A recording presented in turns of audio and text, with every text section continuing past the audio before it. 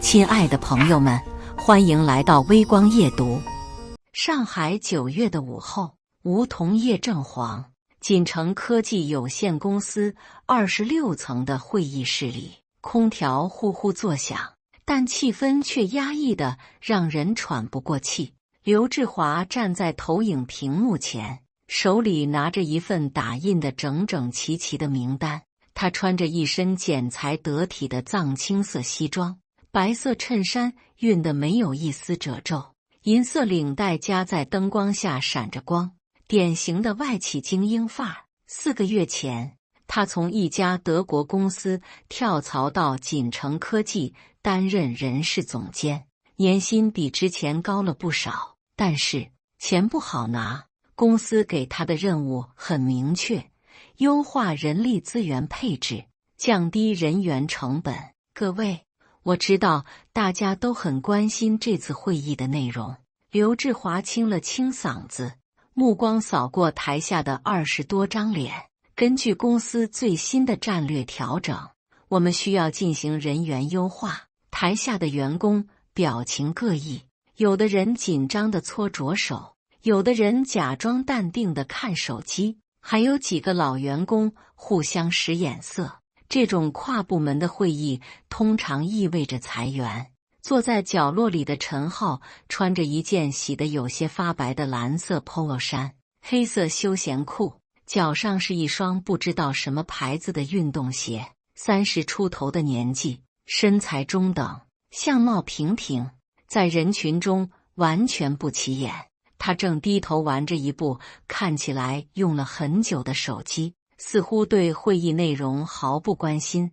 根据各部门提交的评估报告，现在我宣布需要调整的人员名单。刘志华点击遥控器，屏幕上出现了一份简单的名单，只有姓名，没有其他信息。会议室里的气氛瞬间紧张到了极点。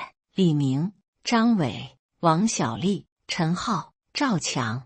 刘志华念完名单，抬头看向大家，被念到名字的同事，会后请到我办公室详谈。陈浩听到自己的名字，手指在手机屏幕上的动作停顿了一下，但很快又继续滑动。他的表情没有任何变化，仿佛刚才念的不是他的名字。刘总，能不能先说说调整的具体内容？一个头发花白的老员工举手问道。老张，具体情况我会和当事人单独沟通。刘志华的语气有些不耐烦。散会吧。其他人继续工作。会议结束后，被点名的几个人陆续进了刘志华的办公室。李明最先进去，10分钟后满脸阴沉地出来了。张伟紧随其后，出来的时候眼圈都红了。轮到陈浩的时候，已经是下午4点半了。陈浩，请坐。刘志华指了指办公桌对面的椅子，然后翻开面前一份薄薄的文件。你在公司工作多长时间了？2年。陈浩在椅子上坐下，双手自然地放在膝盖上。2年。刘志华在文件上做了个记号，然后抬头看着陈浩。我这里收到了关于你的评估报告，结论是需要优化。陈浩没有立即回答，而是静静地看着刘志华。具体的情况我不太了解，但既然各部门都提交了评估意见，那就说明确实存在问题。刘志华的语气很公事公办。你有什么要解释的吗？我想知道具体是什么问题。陈浩的声音很平静。这个，刘志华翻了翻手里薄薄的文件，我这里只有最终的评估结论，具体细节需要你自己清楚。总之，公司决定对你进行优化调整。优化调整。陈浩的眼神微微一变，就是离职。刘志华合上文件。人事部会和你谈离职补偿的事，我希望你能配合，别搞得大家都难堪。凭什么？陈浩的声音还是很平静，但眼神里闪过了一丝不满。凭什么？刘志华站起身，走到窗边，凭公司的决定，凭各部门的评估报告。陈浩，实话告诉你，我接手人事这4个月，就是要按照公司要求优化人员结构。陈浩也站了起来，我明白了，明白就好。刘志华转过身，记住，公司的决策是综合考虑的结果。今天是你，明天可能是别人，这就是现实。陈浩没有再说什么，点了点头，转身离开了办公室。走出办公室，陈浩径直来到自己的工位。这是一个普通的不能再普通的格子间，一张白色办公桌，一把黑色转椅，一台显示器已经有些发黄的电脑，桌上摆着几本产品手册，一个印着锦城科技字样的白色马克杯，还有一个小小的相框。相框里是一张风景照，看起来很普通，但仔细看会发现照片背景中有一栋高楼，楼顶的霓虹灯标着华泰集团4个字。陈浩开始慢慢收拾东西，他的动作很慢，像是在回忆什么。桌上的东西不多，几支笔，一个笔记本，那个相框，还有抽屉里的一些个人物品。小陈，怎么了？坐在隔壁工位的老张走过来，压低声音问道。被优化了。陈浩头也不抬地继续整理东西。我就知道，老张气愤地说，这个刘志华根本不了解我们员工的实际情况，上来就按名单裁人。小陈，你工作这么踏实，他怎么能？算了，老张。陈浩抬起头，冲他笑了笑。也许这样对大家都好。什么叫对大家都好？老张更加愤怒了。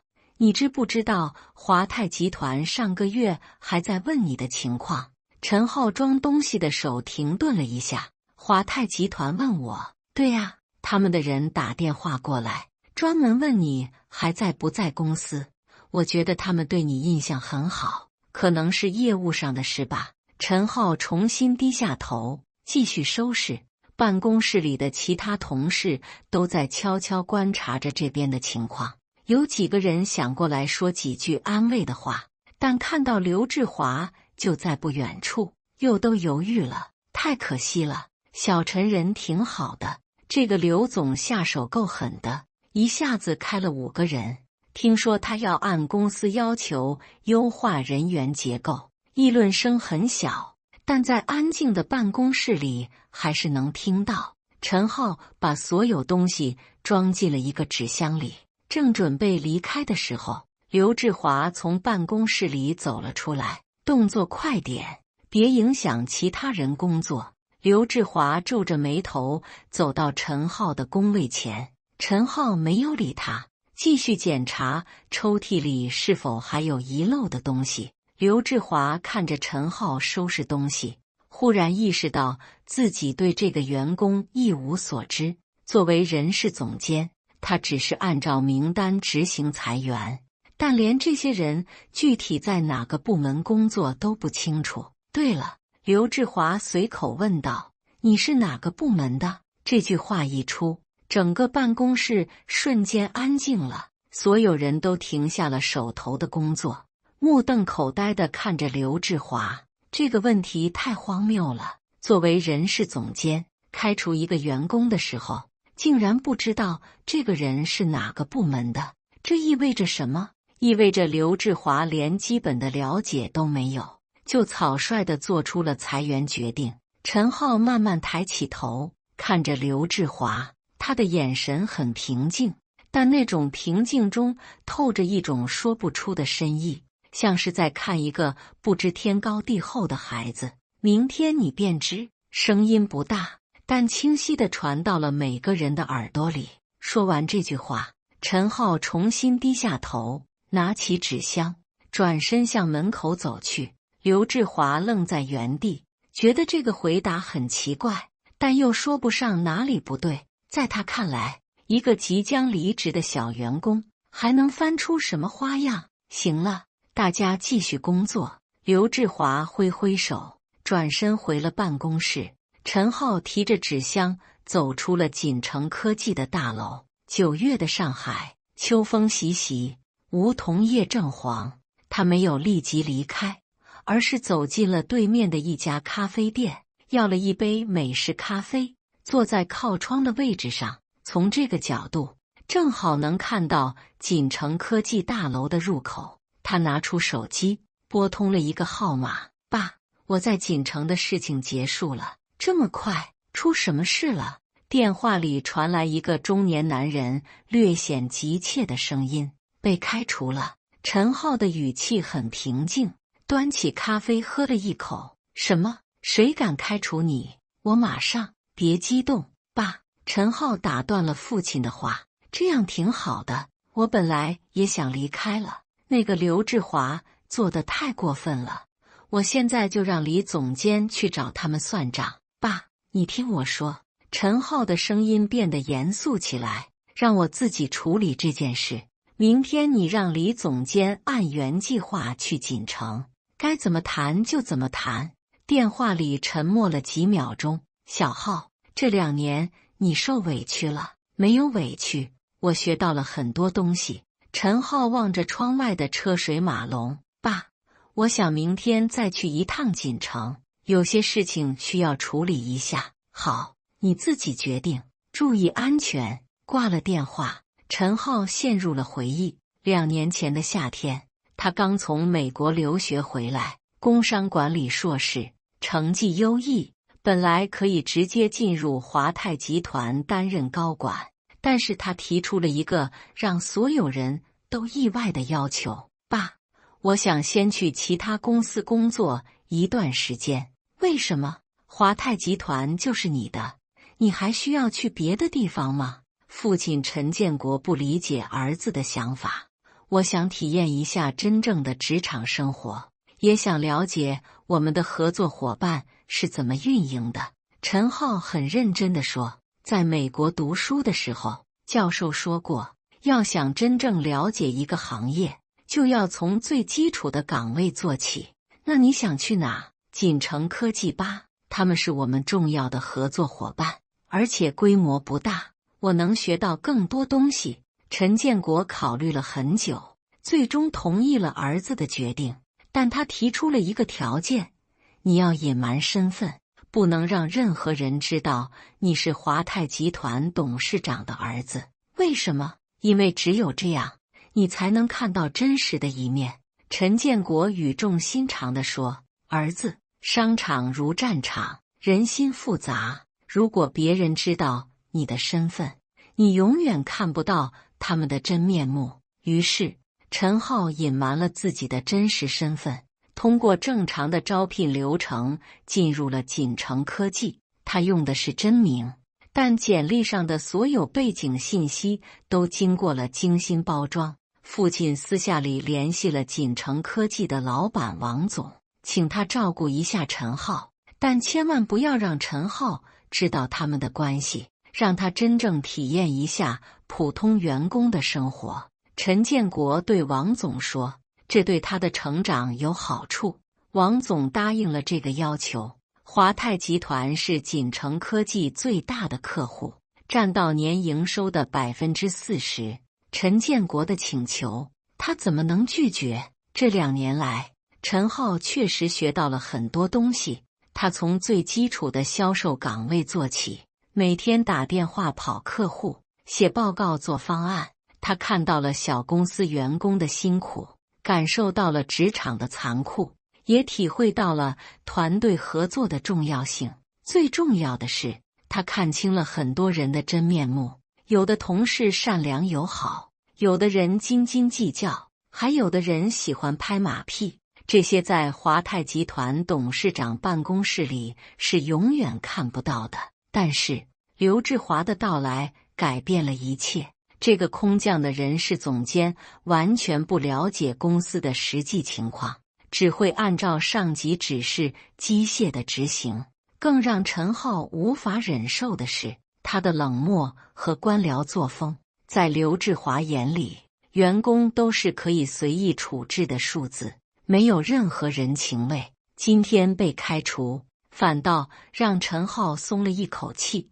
他本来就打算再过几个月就离开，现在正好有了一个合适的理由。此时，在锦城科技的办公楼里，气氛有些沉重。老张坐在自己的工位上，心不在焉地处理着一份客户资料。陈浩被开除的事情让他很愤怒，但更多的是担心。他在锦城科技工作了6年，对公司的情况很了解。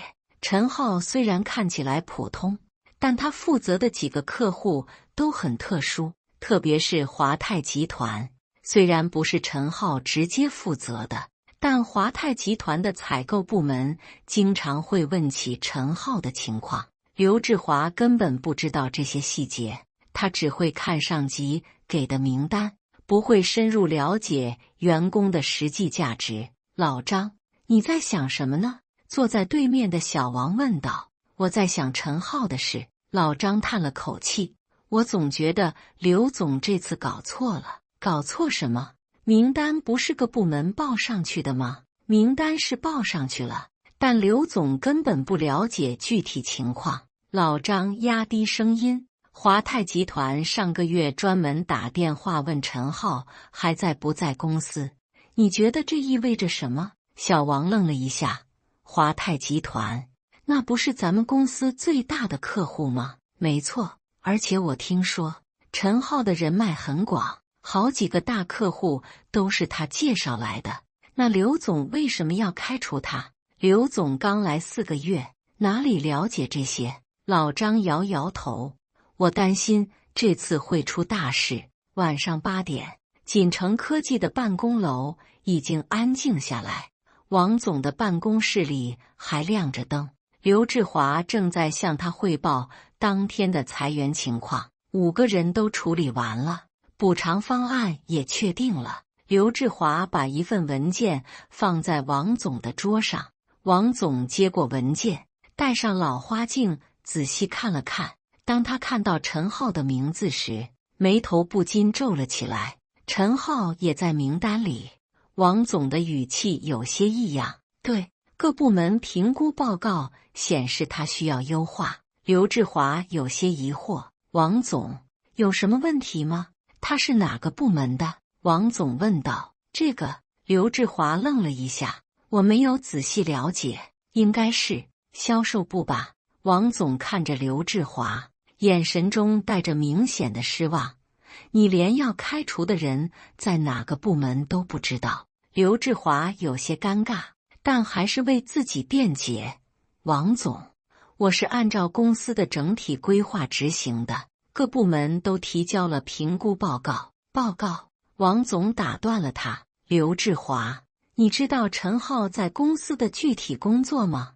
你了解他负责哪些客户吗？这个我没有深入了解。王总摇摇头，挥手示意他离开。你先回去吧，今天辛苦了。刘志华觉得莫名其妙，但也没有多问，收拾东西离开了办公室。王总独自坐在办公室里，拿起桌上的座机，拨了一个号码。小陈，是我，王叔叔。王叔叔，这么晚还没下班？电话里传来陈浩熟悉的声音。听说你今天离职了。王总的语气有些愧疚。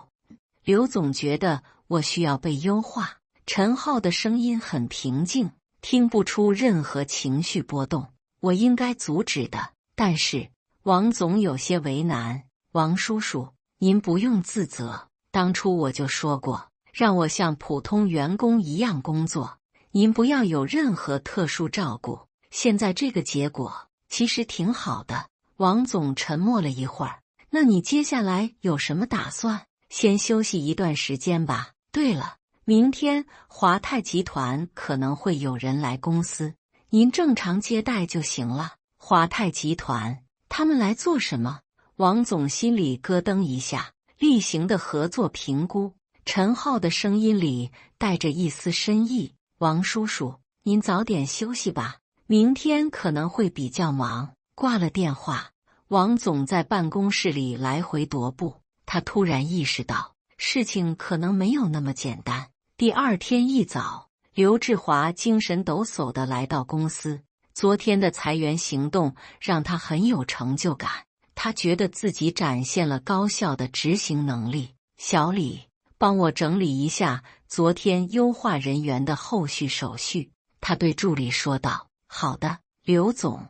助理小李是个刚毕业的小姑娘，对刘志华既敬畏又佩服。上午10点钟，刘志华正在办公室里准备下一阶段的人事规划。前台的电话响了，锦城科技，你好。前台小张接起电话，你好，我想找陈浩。电话里传来一个中年男人的声音，语气很严肃。陈浩，他已经离职了，请问您是？我是华泰集团采购部的李明远。你确定他离职了？小张心里一惊，华泰集团的名字在锦城科技如雷贯耳，李明远更是公司上下都认识的重要人物。是的，昨天刚离职的。李总监，您找他有什么事吗？没什么，就是想聊聊，既然他不在了，那我们也要重新考虑一下合作关系了。这句话如同一颗重磅炸弹，小张立刻意识到事情的严重性。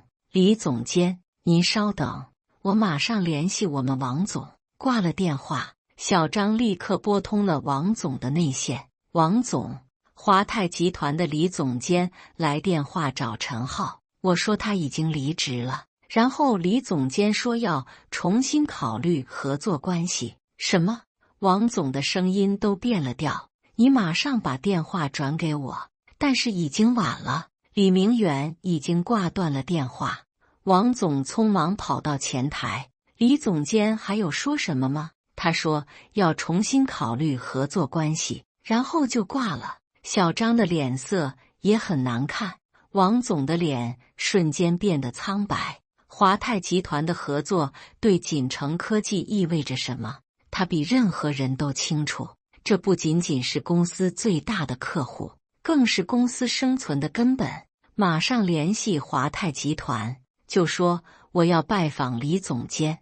王总匆忙吩咐。王总，出什么事了？听到动静的刘志华从办公室里走出来，王总看了他一眼，没有回答，而是快步走回了自己的办公室。刘志华觉得莫名其妙，但他也注意到了前台小张紧张的表情。小张，刚才怎么了？华泰集团的李总监打电话找陈浩，知道他离职后，说要重新考虑合作关系。小张小心翼翼地说。刘志华愣了一下，华泰集团找陈浩，一个被优化的员工，华泰集团的采购总监为什么要找他？他们认识？刘志华问。我也不清楚，但是李总监好像很在意陈浩还在不在公司。刘志华开始觉得有些不对劲。昨天老张也提到过华泰集团问过陈浩的情况，现在华泰集团的采购总监又专门来电话找他，这绝不是简单的巧合。中午12点，王总终于联系上了华泰集团，但是得到的消息让他更加不安。李明远今天下午要亲自来锦城科技，有重要事情要谈。王总，李总监下午2点到，说是要重新评估我们的合作关系。秘书小刘紧张的汇报。王总在办公室里来回踱步，额头上已经渗出了汗珠。他拿起电话想要联系陈浩，但是犹豫了一下又放下了。陈浩昨天晚上就说过，华泰集团今天会来公司，他显然早就知道会发生什么。下午1点半，刘志华被叫到了王总的办公室。刘志华，你对陈浩了解多少？王总开门见山地问。了解，就是个普通员工啊，被各部门评估需要优化的。刘志华还是有些摸不着头脑，他具体负责什么工作，你知道吗？这个我没有深入了解过。刘志华有些心虚。作为人事总监，他确实应该了解每个员工的具体情况。王总从抽屉里拿出一份厚厚的文件夹，这是陈浩2年来的工作记录，你看看。刘志华接过文件夹，翻开第1页，脸色就开始变化。文件显示，陈浩负责的客户虽然不多，只有4个，但都是长期稳定的合作关系。其中一个客户的备注上写着与华泰集团有关联关系。这个关联关系是什么意思？刘志华问。华泰集团有很多子公司和关联企业，这个客户就是其中之一。王总的语气有些冷淡。你觉得华泰集团的采购总监为什么要专门找陈浩？刘志华继续往下看，越看心里越发毛。文件记录显示，过去2年里，华泰集团的相关人员多次询问过陈浩的工作情况。不仅如此，还有几个新客户都是通过陈浩的介绍才与锦城科技建立合作关系的。王总，这些我之前真不知道。刘志华的声音有些颤抖。不知道。王总站起身，走到窗前。作为人事总监，你连员工的基本情况都不了解就做决定。就在这时，秘书小刘敲门进来。王总，华泰集团的李总监到了。王总深吸一口气，请他到会议室，我马上过去。刘志华，你也一起来。我去合适吗？刘志华心里已经开始打鼓。去，你必须去。王总的语气不容拒绝。你开除了陈浩，就要承担后果。华泰集团采购总监李明远是一个50岁左右的中年男人，身材高大，穿着一身笔挺的深色西装。他的脸上没有任何表情，但那种不怒自威的气势让整个会议室的气氛都变得紧张起来。李总监，欢迎光临。王总亲自起身迎接，脸上堆着笑容，但眼神中掩饰不住的紧张。王总，客气了。李明远坐下后，目光在会议室里扫了一圈，最后落在刘志华身上。这是我们的人事总监刘志华。王总介绍道。李明远点了点头，没有多说什么。李总监，请问您今天来是？王总小心翼翼地问道。我来找陈浩，但听说他已经离职了。李明远的语气很平静，但王总能感受到其中的含义。是的，昨天刚离职的。王总看了刘志华一眼。哦。李明远的目光转向刘志华，能问问是什么原因吗？刘志华咽了口唾沫。是公司的人员优化，根据各部门的评估报告，陈浩需要调整，所以需要调整。李明远的眉毛挑了挑。有意思。王总，我想了解一下，你们是怎么评估陈浩的价值的？王总感到额头上的汗珠越来越多。他知道李明远不是来随便问问的，华泰集团和陈浩之间肯定有什么特殊的关系。李总监，可能是我们内部沟通有些问题。王总试图缓解气氛。沟通问题？李明远冷笑一声。王总，我们华泰集团与锦城科技合作5年了，这5年来，陈浩一直是我们最认可的对接人之一。现在你们告诉我，他因为需要优化被开除了。这句话如同晴天霹雳，让刘志华的脸色瞬间变得惨白。李总监，您的意思是，陈浩是华泰集团的对接人？刘志华的声音都有些发抖。你不知道？李明远看着刘志华，眼神中带着明显的鄙夷。作为人事总监，你连员工的具体工作都不了解就做决定。可是陈浩的直接客户不是华泰集团啊。刘志华试图为自己辩解。直接客户？李明远站起身。年轻人，商业关系比你想象的复杂得多。陈浩虽然不是华泰集团的直接销售负责人，但他是我们最信任的合作伙伴。王总的心已经沉到了谷底，他终于明白陈浩昨天晚上为什么那么淡定了。李总监，这其中是不是有什么误会？王总还想挽回。误会？李明远重新坐下。王总，我直接跟你说吧，华泰集团之所以选择与锦城科技合作，很大程度上是因为陈浩的存在。现在他被你们开除了，我们也要重新考虑这个合作关系了。这句话让会议室里的空气都凝固了。重新考虑，王总的声音都有些颤抖。李总监，我们的合作一直很愉快，而且很愉快。李明远打断了他，如果真的愉快，你们会不知道陈浩的价值，会随便开除他。刘志华终于意识到自己闯了大祸，他想要说什么，但是张了张嘴，一个字都说不出来。那我们能不能重新考虑一下？王总试探性地问道。如果陈浩愿意回来。李明远看了看手表，恐怕晚了。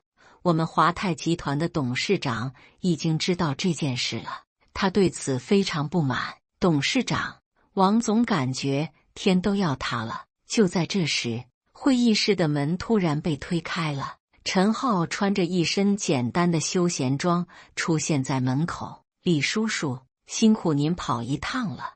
陈浩的声音很平静。小浩，你来了。李明远看到陈浩，脸上露出了笑容。刘志华看着这一幕，彻底傻眼了。李明远对陈浩的态度完全不像是对一个普通员工，更像是对小浩。刘志华喃喃自语。陈浩走进会议室，对王总点了点头，然后看向刘志华。刘总，昨天你问我是哪个部门的，现在我可以回答你了。陈浩的声音依然平静，但眼神中带着一种说不出的深意。你到底是什么人？刘志华的声音都在颤抖。我是华泰集团董事长陈建国的儿子。陈浩平静地说，也就是你们的金主。这句话如同一记重锤，狠狠地砸在刘志华的心上。他终于明白了一切，为什么华泰集团会专门找陈浩，为什么李明远对他的态度那么特殊，为什么王总看到陈浩被开除时会那么紧张。不可能，你只是个普通员工。刘志华还在自我安慰。普通员工？陈浩笑了笑。刘总，你知道华泰集团为什么会与锦城科技合作吗？刘志华说不出话来。因为我需要一个平台来体验真正的职场生活。陈浩继续说道。这2年来，我学到了很多东西，也看清了很多人。李明远站起身。小浩，董事长让我问问你的意见。华泰集团与锦城科技的合作关系终止吧。陈浩没有犹豫。我的体验已经结束了。不！王总猛地站起来。陈浩，不！陈少爷，这其中一定有误会，我们可以重新谈。王叔叔，没有误会。陈浩看着王总，眼神中带着歉意。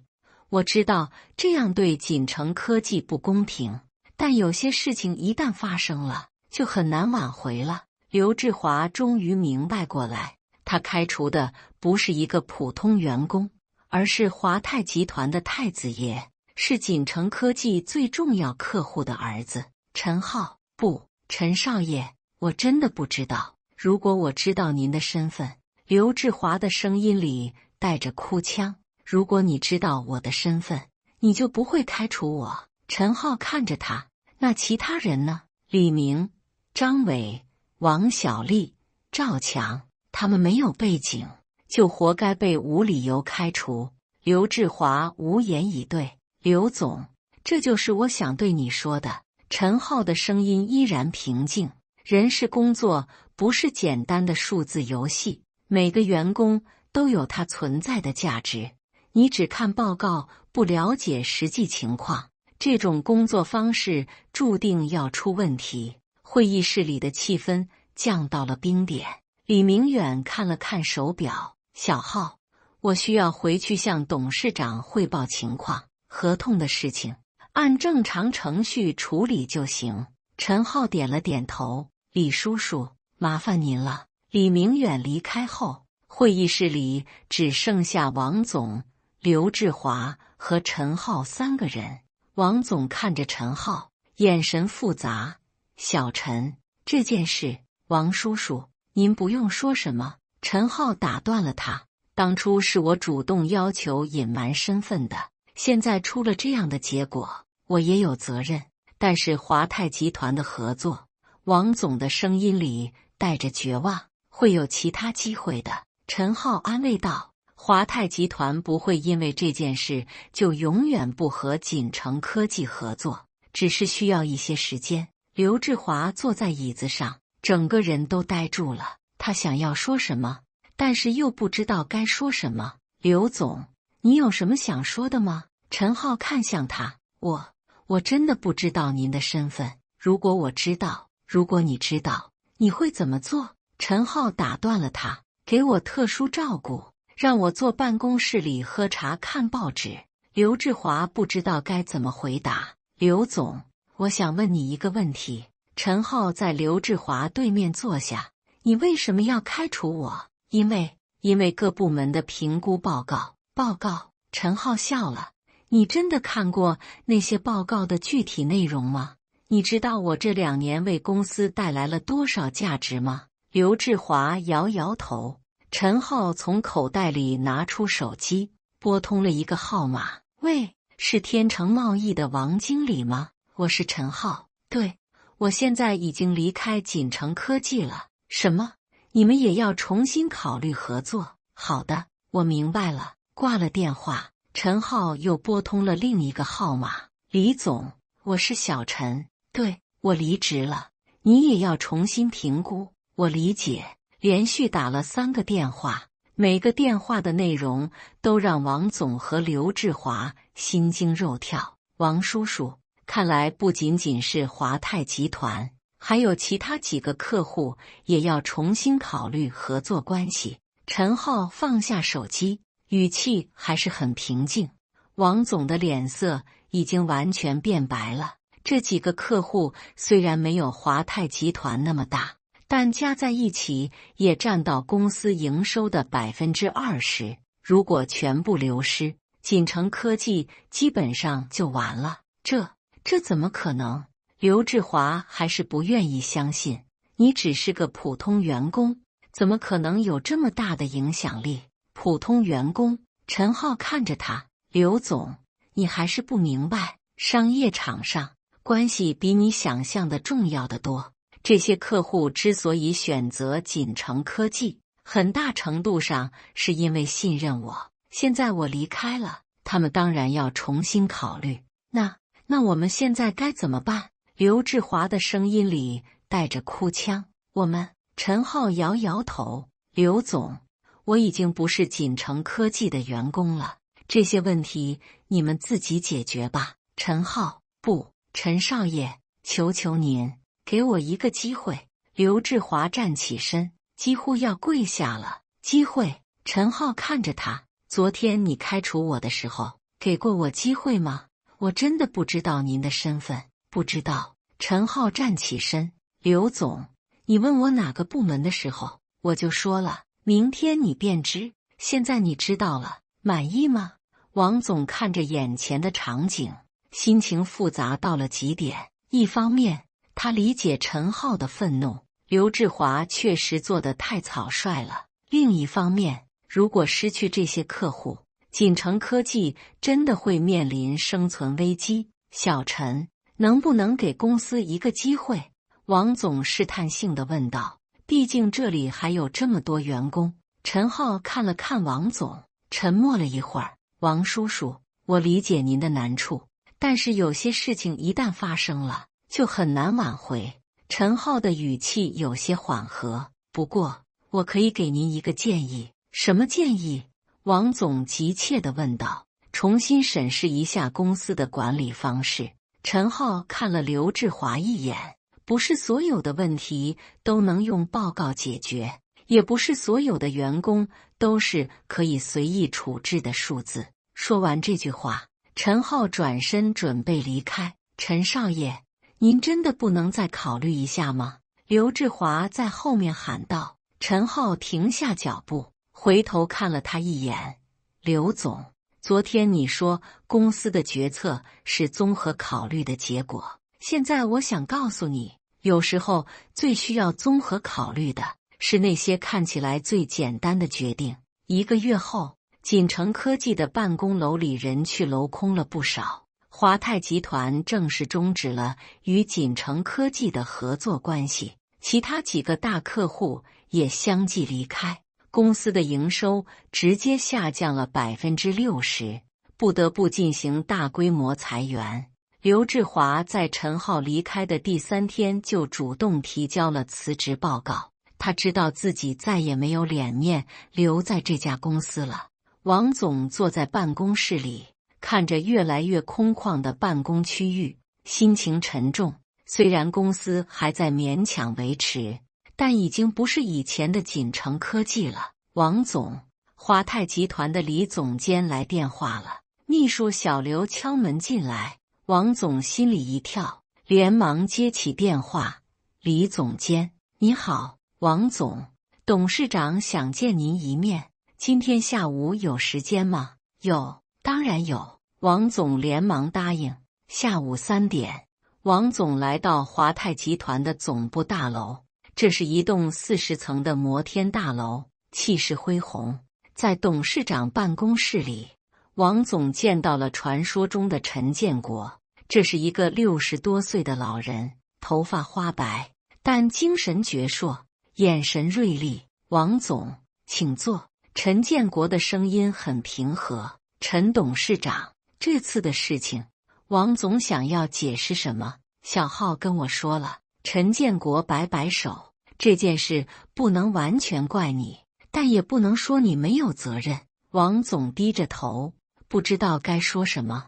小浩在你们公司待了2年，我原本以为他能学到更多东西。陈建国继续说道，但是现在看来，最大的收获可能是看清了一些人的本质。陈董事长，您说的对，不过我今天找你来，不是为了追究责任。陈建国的语气变得严肃起来。小浩说，锦城科技还有很多好员工，他们不应该因为一个人的错误而受到牵连。王总抬起头，眼中闪过一丝希望。所以，我决定给锦城科技一个机会。陈建国说道，但是有条件。什么条件？第一，刘志华已经离职，这很好。第二，你要重新审视公司的管理制度，不能再出现这样的问题。第三，小浩虽然不会回到锦城科技工作，但他会作为华泰集团的代表，监督双方的合作。王总连连点头，没问题，完全没问题。那好，李明远会和你详谈具体的合作细节。陈建国站起身，王总，希望这次的教训能让锦城科技变得更好。1周后，华泰集团重新启动了与锦城科技的合作。虽然合作规模比以前小了一些，但对于濒临破产的锦城科技来说，这已经是最好的结果了。陈浩正式加入了华泰集团的管理层，但他并没有忘记在锦城科技的经历。他经常会想起那些一起工作的同事，想起老张的热心，想起前台小李的纯真，也想起刘志华最后那绝望的眼神。那天下午，陈浩在华泰集团的办公室里接到了一个陌生的电话。喂，是陈浩吗？我是。您是？我是刘志华。陈浩沉默了几秒钟。刘总，有什么事吗？我想向你道歉。刘志华的声音很沉重。我现在才明白，我当时做的有多草率，已经过去了。陈浩的语气很平静。我现在在一家小公司工作，职位和薪水都比以前差很多，每天都在反思自己的错误。刘志华停顿了一下，我想问你，如果时间能重来，你会原谅我吗？陈浩看着窗外的城市风景，想了很久。刘总，我从来没有恨过你。陈浩最终说道，每个人都会犯错，重要的是能否从错误中学到东西。那我们还能？刘总，有些事情发生了就发生了，不可能重来。陈浩打断了他，但是我希望你能记住这次的教训，要尊重员工，以后不要再犯同样的错误。我明白了。刘志华的声音有些哽咽，谢谢你。挂了电话，陈浩继续看着窗外。2年的基层经历让他成长了很多，也让他对人性有了更深的理解。有些人值得信任，有些人需要警惕，有些人则需要宽容。这个世界很复杂，但也很简单，只要坚持自己的原则，真诚地对待每个人，总会有意想不到的收获。感谢大家的观看，本期故事精彩吗？欢迎大家在下方评论区吐槽。如果你喜欢这类故事，记得点击订阅微光夜读，并分享给更多的人，这会对我帮助很大。再次感谢大家的观看。